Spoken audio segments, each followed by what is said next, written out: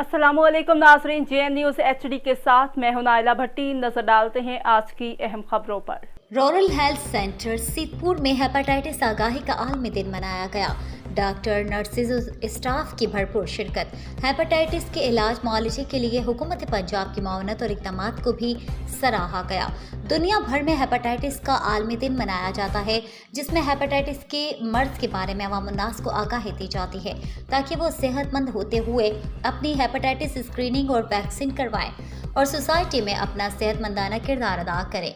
इसी मकसद की तकमील के लिए रूरल हेल्थ सेंटर सीतपुर में हेपेटाइटिस से आगाही का दिन मनाया गया, जिसमें डॉक्टर्स, नर्सेज और दीगर स्टाफ ने शिरकत की।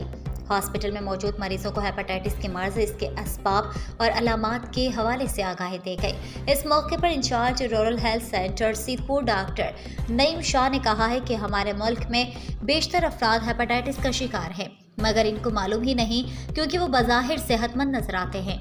इनको इनकी बीमारी का तब पता चलता है जब मर्ज काफ़ी हद तक बढ़ चुका होता है और हेपेटाइटिस जिगर पर असरअंदाज हो चुका होता है। ताहम इसका इलाज मुमकिन है और बर वक्त इलाज से इस अमराज से छुटकारा हासिल किया जा सकता है।